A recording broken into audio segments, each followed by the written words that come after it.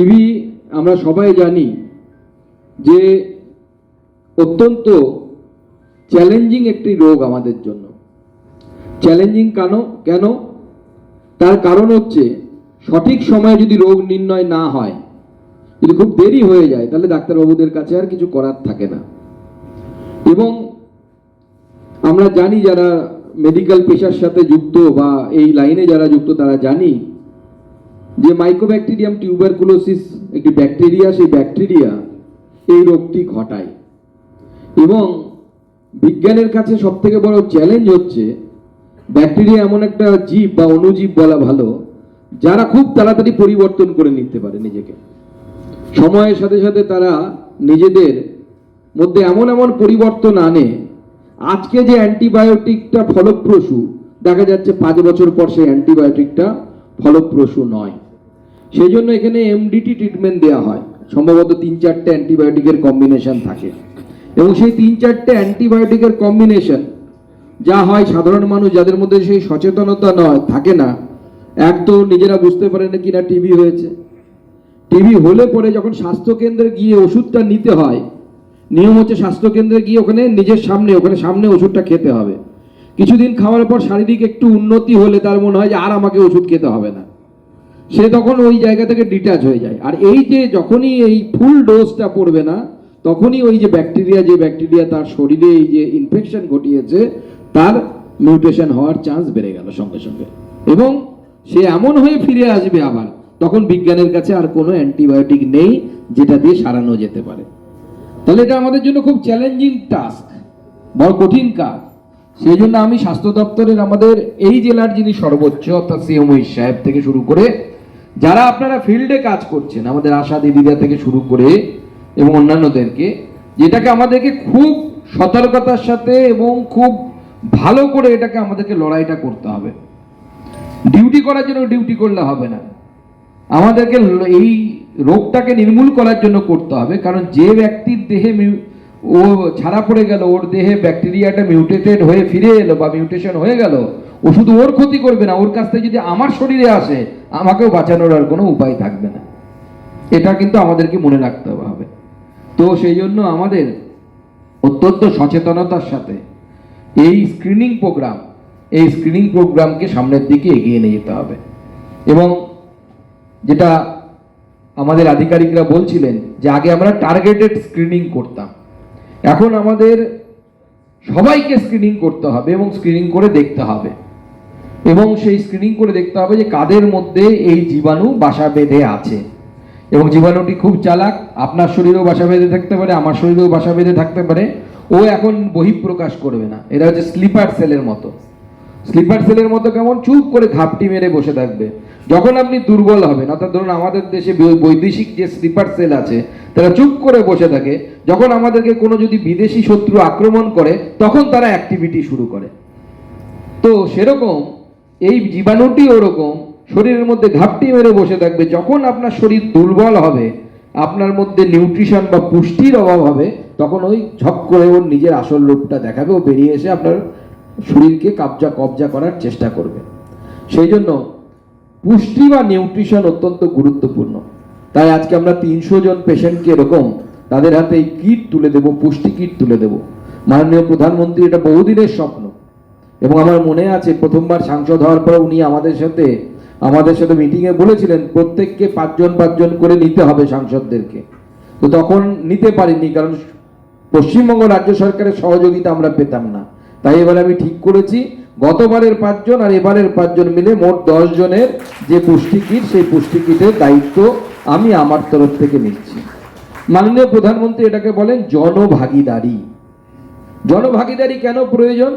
ওই যে বললাম যে একটা হয় আমার চাকরি করছি তার জন্য কাজ করা। দেখুন, আমি ব্যক্তিগতভাবে মনে করি অন্ততপক্ষে 2টো সেক্টর, এডুকেশন আর হেলথ, এই দুটোতে চাকরি করা যায় না।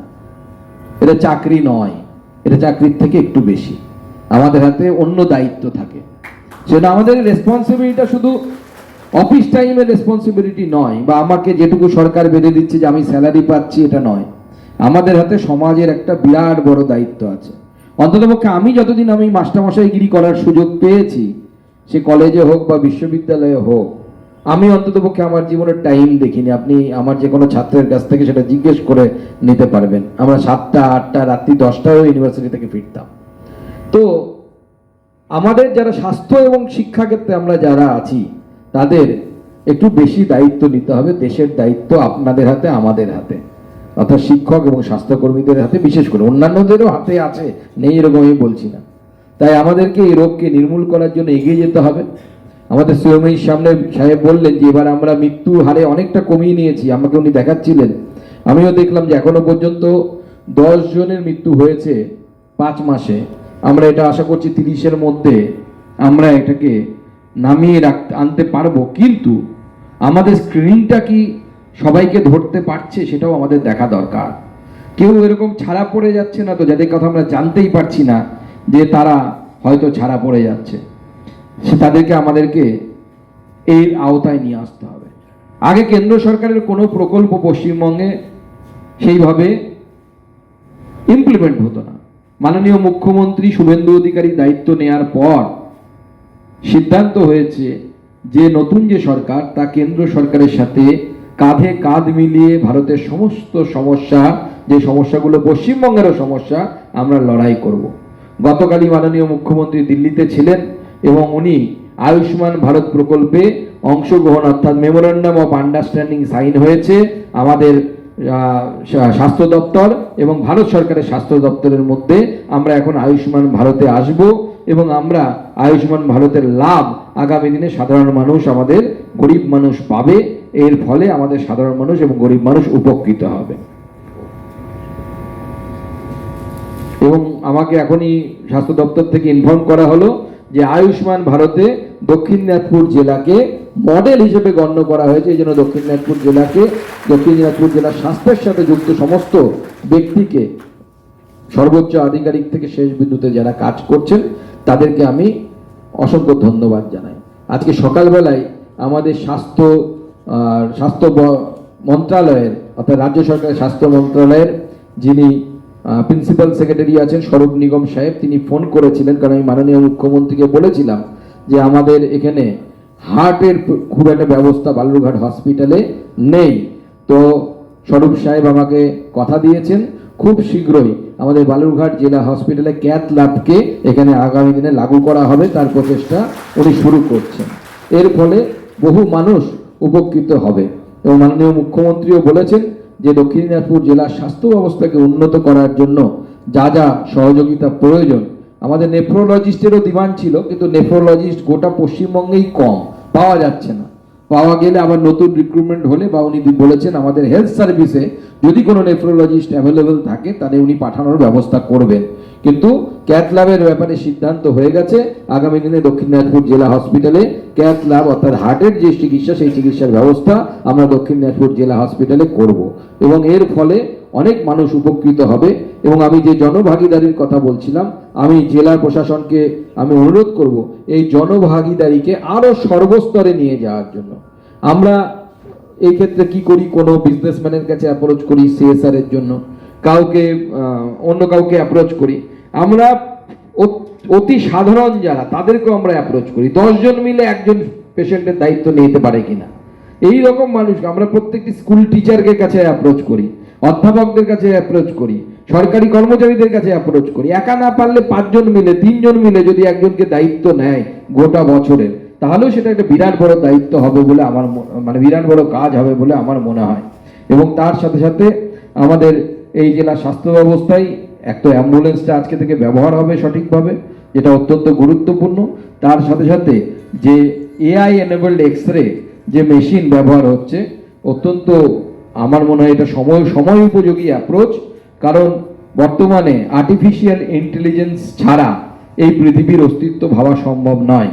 এমনকি আমি সকালে অনলাইনে একটি এরকম প্রায় 4 কোটি টাকা খরচ করে কলকাতাতে একটি এআই ট্রেনিং সেন্টার, যেখানে বিনামূল্যে এআই ট্রেনিং দেওয়া হবে, সেখানে তার শুভ উদ্বোধন আমার হাত দিয়েই, যদিও ভার্চুয়ালি হলো, ভার্চুয়ালি আমি করে এসেছি।